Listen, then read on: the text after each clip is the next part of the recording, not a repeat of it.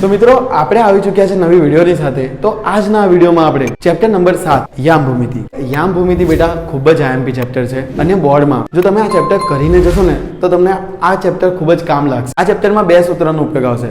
પહેલું આવશે અંતરસૂત્ર। તો હું તમને કહું કે અંતરસૂત્ર કોને કહેવાય। અહીંયા એક બિંદુ છે A અને અહીંયા એક બિંદુ છે B। હવે આ A છે એને મેં નામ આપી દીધું x1, એના યામોને નામ આપી દીધું y1, x1 y1। B ના યામો શું છે x2 અને y2।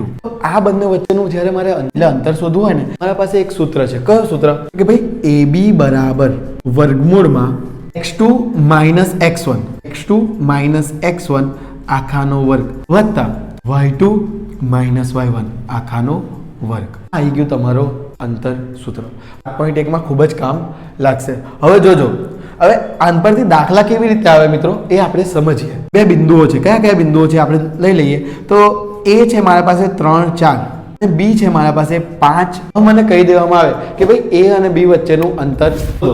હું કશું જ નહીં કરું બેટા। અહીંયા પહેલા તો હું આમ લખી દઈશ x1 y1 x2 y2।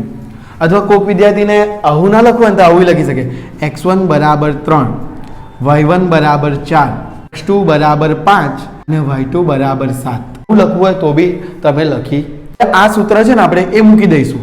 b બરાબર વર્ગમૂળમાં x2 x1 આખાનો વર્ગ વત્તા y2 y1 આખાનો વર્ગ। અહીંયા x2 શું છે મારા પાસે તો કે 5 વર્ગમૂળ મૂકી દેવાનો।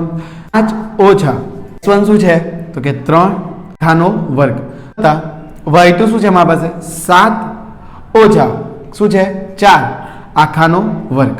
કેટલું સિમ્પલ છે। મેં ખાલી કિંમતો જ મૂકી છે બરાબર। માંથી 3 જાય તો શું રહેશે સાહેબ 2 નો વર્ગ વત્તા માંથી 4 જશે તો શું રહેશે તો કે 3 નો વર્ગ। અહીંયા 2 નો વર્ગ શું આવી જશે 4 નો વર્ગ શું આવી જશે 9। હવે અહીંયા 9 ને 4 કેટલા થઈ જાય તો કે 13। તો તમારો જવાબ આવી ગયો AB બરાબર વર્ગમૂળમાં 13। અહીંયા કેટલાક વિદ્યાર્થીઓને પ્રશ્ન થશે સાહેબ અહીંયા તમે A અને B લીધા તમે P અને Q નહીં લઈ શકતા।